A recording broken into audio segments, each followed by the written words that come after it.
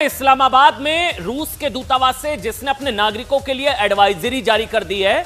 मतलब क्या पाकिस्तान में कुछ बड़ा होने वाला है, इसका अंदेशा दूसरे देशों को है। रूस ने अपने नागरिकों को पाकिस्तान नहीं जाने की सलाह दे दी है। बदले का इंतजार था, वो बदला शुरू हो चुका है। और कैसे ये बदला लिया जा रहा है, प्रधानमंत्री नरेंद्र मोदी ने कहा और इधर सेना ने एक्शन शुरू कर दिया है। इंडिया को कोई नहीं समझा सकता। इंडिया को खुद पता है कि उन्होंने क्या किया है।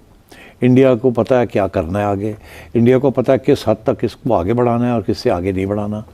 तो इंडिया विल डू कैलिब्रेटेड। दरअसल पाकिस्तान को एक के बाद एक कई झटके लग रहे हैं। रूस नहीं चाहता कि किसी भी कीमत पर रूसी नागरिक पाकिस्तान जाएं या पाकिस्तान की तरफ रुख करें। यह पाकिस्तान के लिए बहुत बड़ा झटका है, क्योंकि अब कई देशों की यह फहरिस्त इसी तरह से बढ़ती जाएगी। पाकिस्तान डर गया है।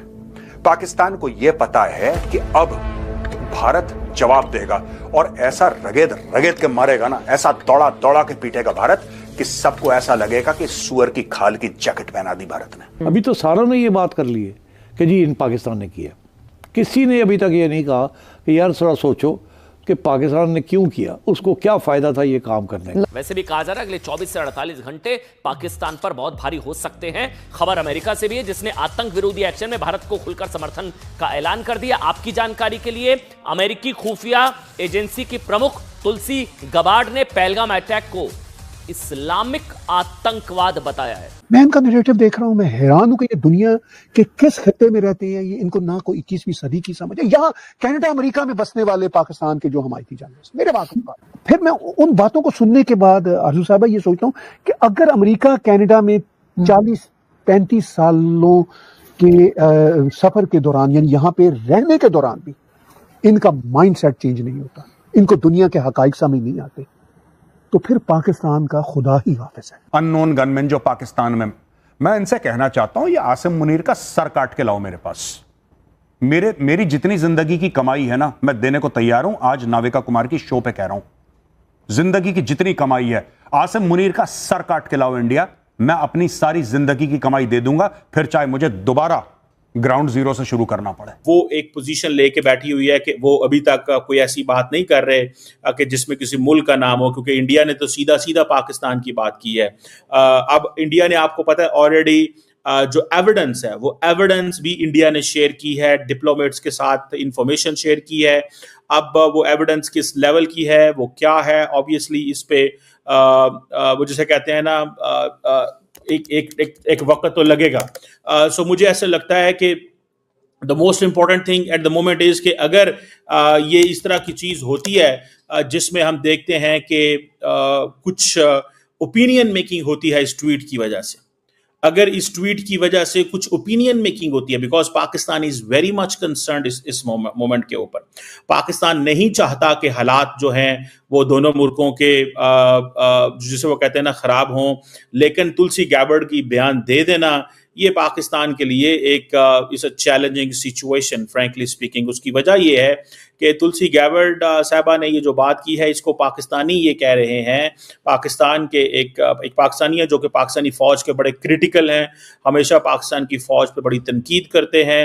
उन्होंने कहा है कि ये जो 26 विक्टिम थे, there was a Muslim as well, so it was not that all those who were in the event है, क्योंकि इंडिया के हमले का इंतजार है सबको, और सबको ये पता है कि भारत कहीं पर भी हमला कर सकता है, क्योंकि कंट्रीज ये देख रहे हैं कि अभी तक ये पता नहीं चल सका, भारत ने ये बड़ा ही छुपा के रखा है।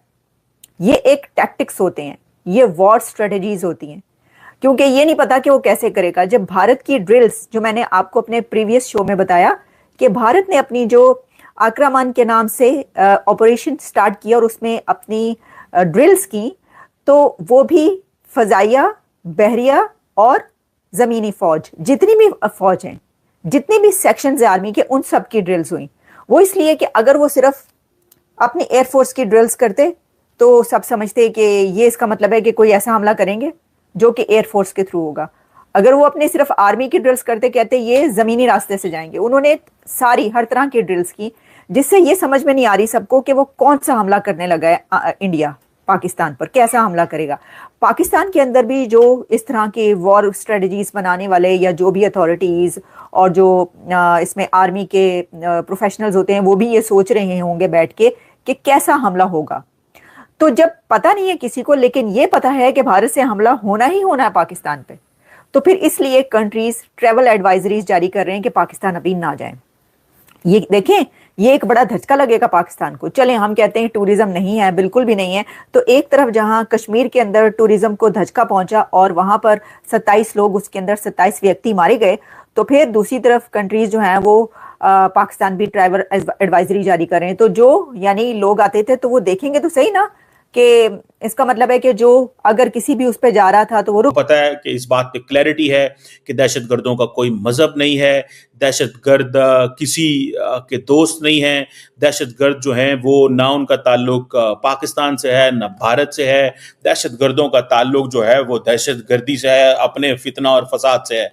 सो मुझे ऐसे लगता है कि ये जो तुलसी गैबर्ड का मौकफ है, जो तुलसी गैबर्ड की जो सोच है, ये एक इंपॉर्टेंट चीज है। इसको पाकिस्तान जारी बात है रीड करेगा कि क्या ये अमेरिका की पॉलिसी है या ये सिर्फ और सिर्फ तुलसी गैबर्ड की सोच है। लेकिन मैं आपको एक बात बताता चलूं कि जिस अकाउंट से उन्होंने ये मैसेज किया है, that account is DNI Tulsi Gabbard, यानी कि डायरेक्टर नेशनल इंटेलिजेंस गैबर्ड, यानी कि वो आपको पता, अगर आप उस ट्वीट पे जाएंगे, उनके ट्विटर हैंडल पे जाएंगे, तो she is the 8th director of the national intelligence. Last time अगर आपको याद हो, जब वो भारत आई तो भारत ने उनको ये कहा कि बांग्लादेश के अंदर देयर इज एन इस्लामिस्ट लोग हैं जो हिंदुओं के बड़े खिलाफ हैं और हिंदुओं के हवाले से वो हिंदुओं को तंग करते हैं, उनको मारते हैं।